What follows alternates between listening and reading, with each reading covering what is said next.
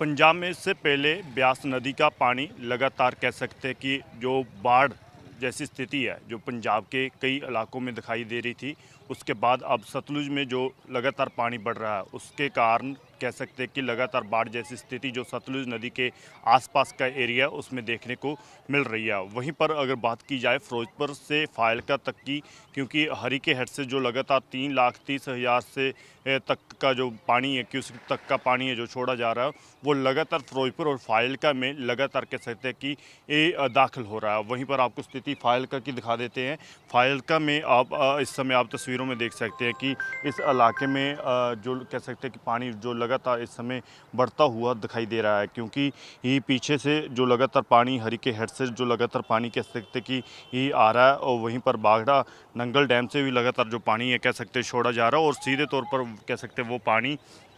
जहां पर आकर लोगों पर असर डाल रहा है। सामने आप तस्वीरों में देख सकते हैं कि लोग जो कह सकते कि पुल क्रॉस कर कर आगे अपने गांव तक जा रहे हैं, क्योंकि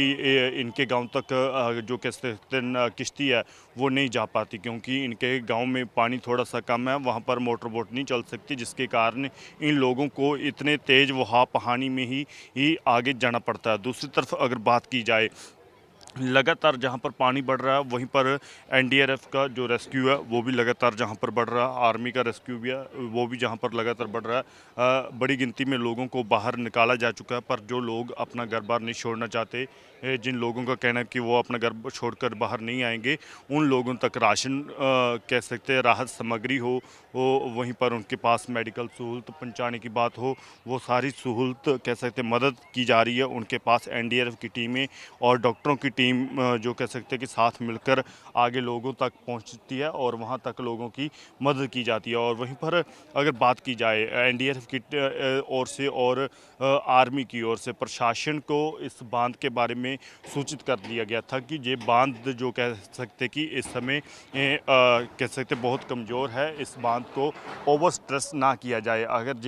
ये बांध टूटता है तो सीधे तौर पर कह सकते हैं कि फाजिल्का शहर के लिए एक ख़तरा साबित होगा, कि अगर क्योंकि इस बांध से पानी लगातार निकल रहा है, बाहर की ओर निकल रहा है और वो कहीं न कहीं एक इशारा है कि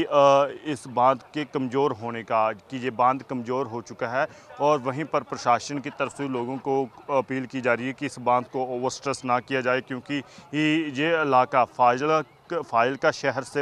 ये देखा जाए तो एक काफ़ी ऊंचाई पर है और अगर ये बांध टूटता है तो सीधे तौर पर पानी है जो कह सकते फाजिल्का शहर की ओर बढ़ेगा और फाजिल्का के लोगों के लिए एक सबसे बड़ा खतरा साबित होगा। और इस साइड आप देख सकते हैं एनडीआरएफ की टीमें हैं जो अभी इस समय कह सकते रेस्क्यू करने के लिए लोगों के पास कुछ राहत सामग्री पहुंचाने के लिए